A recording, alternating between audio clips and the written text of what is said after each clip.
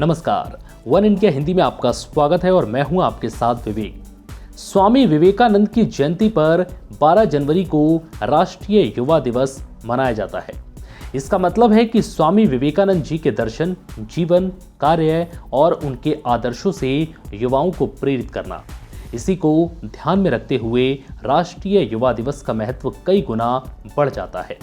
देश में ही नहीं बल्कि विदेशो63 में भी स्वामी विवेकानंद के जन्म दिवस पर युवा दिवस के रूप में काफी धूमधाम से मनाया जाता है, क्योंकि साल 1863 में इसी दिन कोलकाता के एक साधारण परिवार में स्वामी विवेकानंद जी का जन्म हुआ था।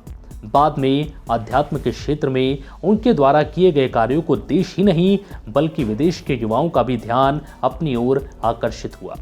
बचपन से ही विवेकानंद जी को संगीत, साहित्य, तैराकी, घुड़सवारी और कुश्ती में रुचि थी। स्वामी विवेकानंद ने अपने तेजस्वी वाणी और अपने प्रभाव से विदेशों में भी भारतीय संस्कृति और अध्यात्म का डंका बजाया।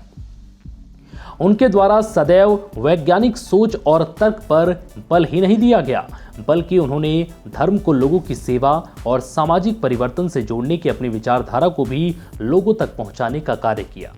जब स्वामी विवेकानंद 20 वर्ष के थे, तब ही उनके पिता विश्वनाथ दत्त की मृत्यु हो गई थी। ऐसे में पिता की मृत्यु के बाद स्वामी विवेकानंद को भी अत्यंत गरीबी के मार का सामना करना पड़ा था। लेकिन गरीबी और भूख भी उनका मनोबल और ईमान डगमगा नहीं सकी। स्वामी विवेकानंद का संपूर्ण जीवन, उनके संघर्ष और उनकी विचारधारा, ये सभी सैकड़ों लोगों के लिए प्रेरणा का स्रोत है, क्योंकि स्वामी विवेकानंद के विचारों पर चलकर ही लाखों करोड़ों युवाओं ने अपने जीवन में सही बदलाव कर उसे सार्थक बनाया।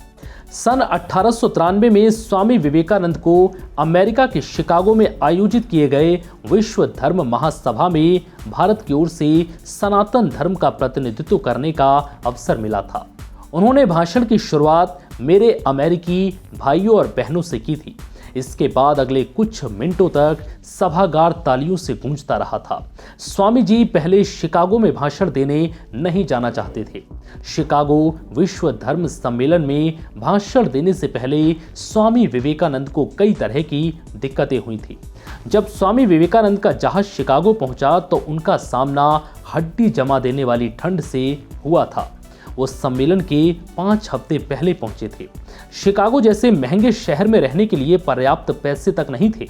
कड़ाके की सर्दी से बचने के लिए विवेकानंद यार्ड में खड़ी मालगाड़ी के डिब्बे में सोने को मजबूर थे। भूख लगने पर स्वामी विवेकानंद जी पास के धनी इलाके लेक शोर ड्राइव में भीख मांगने भी गए थे। लोग उन्हें चोर डाकू समझकर भगा देते थे। उन्हें हर तरफ से तिरस्कार ही मिला। उनका मन भारत लौटने का करने लगा था। इतने कष्ट के बावजूद उन्होंने मौका नहीं छोड़ने की ठानी और उसके बाद उनके भाषण ने पूरी दुनिया के लोगों के दिलों में जगह बना ली।